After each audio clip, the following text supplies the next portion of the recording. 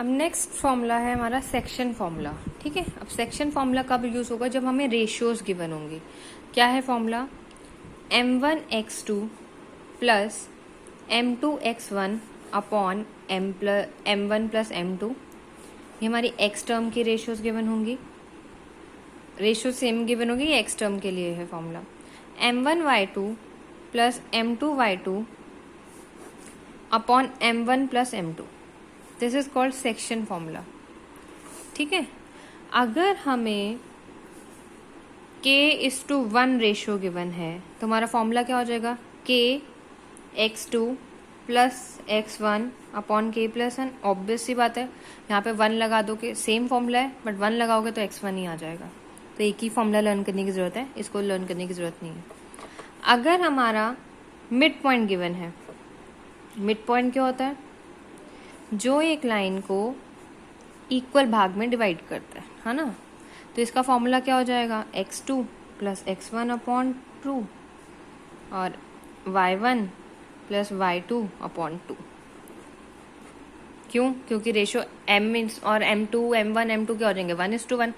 1 होगा तो values m की खत्म हो जाएगी। तो x2 प्लस x1 अपॉन 2 और x1 प्लस x2 अपॉन 2 और y2 प्लस y1 अपॉन 2। ठीक है, ये है सेक्शन फॉर्मूला। अब हम क्वेश्चंस करते हैं। क्वेश्चन 7 क्या कह रहा है हमें? In what ratio does the point -4 and 6 divides the line segment joining A and B। A and B point है हमारे, -6, 10, 3, -8। C पॉइंट है -4 and 6। ये जो C पॉइंट है ये A और B लाइन सेगमेंट को किस रेशियो में डिवाइड कर रहा है, हमें वो निकालना है। दैट मीन्स आपको M1 और M2 निकालना है। तो क्या हो जाएगा? -4 and 6 is equal to M1 पता नहीं है मुझे, into M2 sorry into X2 क्या है? 3 -6 M2, क्योंकि प्लस था ये माइनस में है, minus minus plus minus minus हो जाएगा, अपॉन M1 प्लस M2। ठीक है, कॉमा y का क्या हो जाएगा? -8 M1 plus 10 M2 upon M1 plus M2। अब x को x से इक्वल करो, y को y से इक्वल करो। -4 is equal to 3 M1 -6 M2 upon M1 plus M2। Cross multiply, -4 M1 -4 M2 is equal to 3 M1 -6 M2।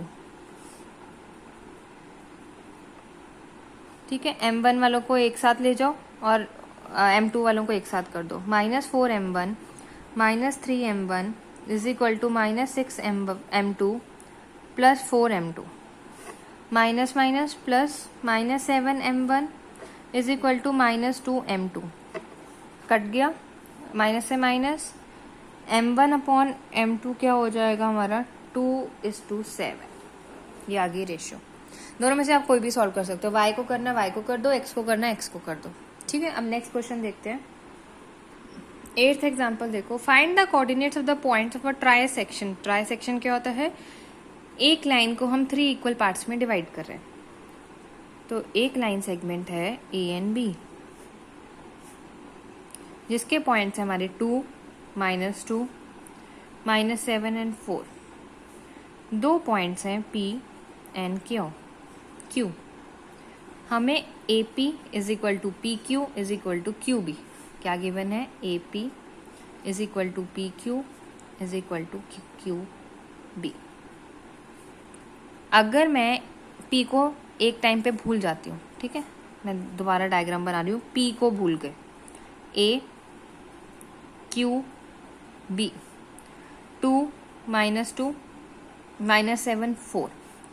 यहाँ पे P था, कितनी रेशियो हुई? 1 1 1, 1 + 1 2। तो ये क्या हो जाएगी? 2:1। हमें रेशियो गिवन है 2:1। ठीक है, इसमें हम सेक्शन फॉर्मूला लगा देंगे। अब मैं Q को भूल के P को लिख देती हूँ। A P B, 2 -2 -7 4। तो इसकी रेशियो क्या हो जाएगी 1:2, क्योंकि 1 पार्ट है, इसमें P और B में Q इंक्लूड हो गया तो ये सेकेंड पार्ट हो जाएगा, 2 हो जाएंगे पार्ट। तो इसमें की रेशियो क्या हो जाएगी 1:2। अब इसमें हम सेक्शन फॉर्मूला लगाएंगे और इसमें हम सेक्शन फॉर्मूला लगाएंगे। इसमें लगाएंगे तो क्या बनेगा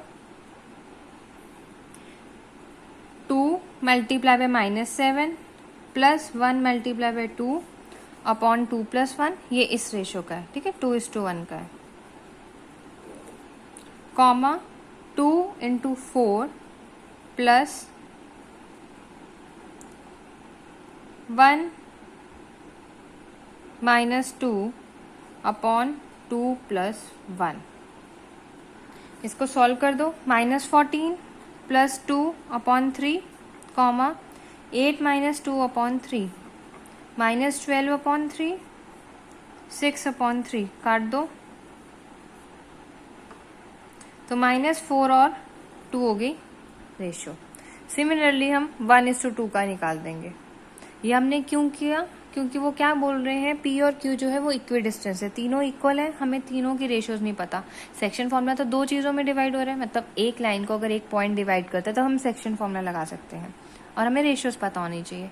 अब 2 पॉइंट्स में ट्राइसेक्ट हो रहा है तो हमने एक पॉइंट को इसमें हाइड कर दिया, फिर निकाल दिया और इसमें भी हाइड कर दिया, तो एक की रेशियो 1:2, एक की रेशियो 2:1। अब नेक्स्ट क्वेश्चन देखो, question 9th and 10th example is very important. 9th example देखो, find the ratio in which the y-axis divide the line segment joining the points 5 and 6 and this, and also find the point of intersection। वो क्या कह रहे हैं, हमें ratio find करनी है। A B point है 5 - 6 -1 -4। Find the ratio in which the y-axis divide the line segment joining this the point. वो कह रहे हैं एक ये जो लाइन है ये y-axis पे है, कोई भी लाइन अगर ग्राफ में y-axis पे होती है, ये जैसे पॉइंट है y-axis पे, दैट मीन्स ये जो पॉइंट में हमारा x क्या हो जाएगा 0 और ये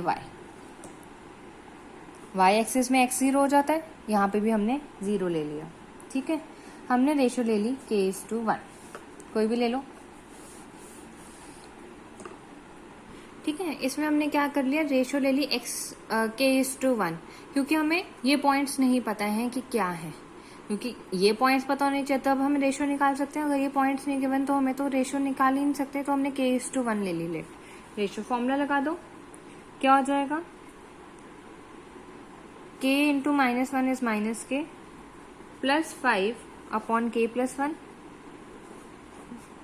और दूसरा क्या हो जाएगा -4k -6 upon k + 1। Normal section formula लगा दिया। अब वो क्या बोल रहे हैं y-axis पे है, y-axis पे तो मेरा x क्या हो जाएगा 0 हो जाएगा, इसको 0 के इक्वल कर दो, -k + 5 upon k + 1 is equal to 0, -k + 5 is equal to 0, k + 1 0 से मल्टीप्लाई का तो 0 हो जाएगा, -k is equal to -5, minus से माइनस कटा, k की वैल्यू क्या आ गई 5, k की वैल्यू 5 आ गई, तो रेशियो क्या होगी हमारी 5:1, 5:1 हो गई। इस वैल्यू में पुट कर दो, आपका रेशियो निकल जाएगा, या आप नॉर्मल फॉर्मूला लगा दो, आपको 5:1 गिवन है, वैल्यूज गिवन है, आपको ये निकल जाएगा, ठीक है। या आप नॉर्मल कर दो, इस फॉर्मूले में मत लगाओ, इसमें ही पुट कर दो। 5 को पुट किया तो क्या आया -5 + 5 0 अपॉन क्या आ जाएगा 0 अपॉन समथिंग इज 0, ठीक है, कॉमा -4 × 5 -20 -6 -26 अपॉन 6, -26 अपॉन 6 क्या हो गया 13/3 -13/3।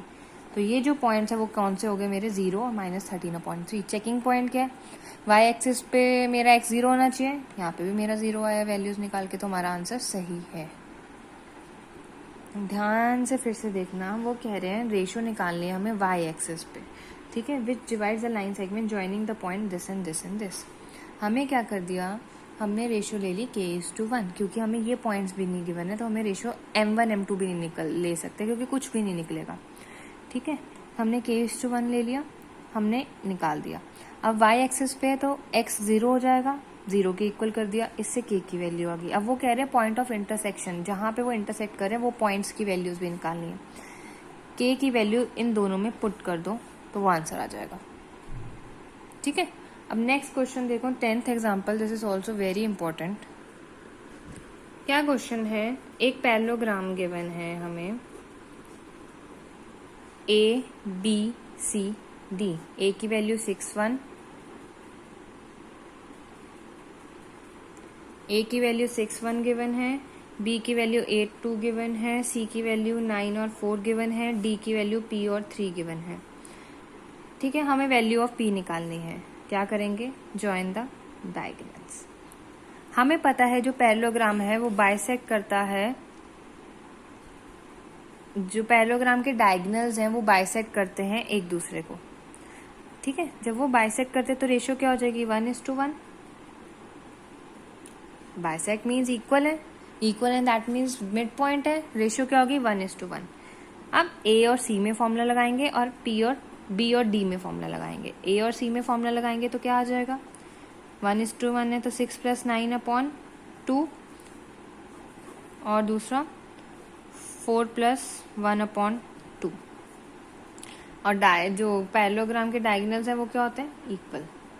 ठीक है, इसके कोऑर्डिनेट दोनों को इक्वल कर दो पैरेललोग्राम के। इसका क्या आ जाएगा, 8 + P/2, 2 + 3/2 कर दिया। इसको और इसको इक्वल करेंगे, इसको जरूरत नहीं है, इसको और इसको इक्वल कर दो, फॉर्म आंसर निकल जाएगा। 15/2 = 8 + P/2, 2 से 2 कट गया, 15 - 8 = P, दैट इज योर 7। तो बेसिकली क्या है, पैरेललोग्राम के जो डायगोनल्स हैं वो इक्वल होते हैं, बाइसेक्ट करते हैं एक दूसरे को, इक्वल नहीं सॉरी, बाइसेक्ट करते हैं। जब वो बाइसेक्ट करेंगे तो 1:1 की रेशियो हो जाएगी, दोनों में रेशियोज निकाल के दोनों को इक्वल कर दो, आंसर निकल जाएगा। ठीक है, अब 7.2 के क्वेश्चन जो कौन से इंपॉर्टेंट है वो हैं 4th से लेके आपके 9th तक, 10th भी, 4th से 10th तक वेरी इंपॉर्टेंट क्वेश्चंस। इसके अलावा 3rd एक्सरसाइज आपकी कट चुकी है और ऑप्शनल में से पहले 4 क्वेश्चंस करने हैं हमने, फर्स्ट 4। ठीक है, आपका ये चैप्टर खत्म हो गया।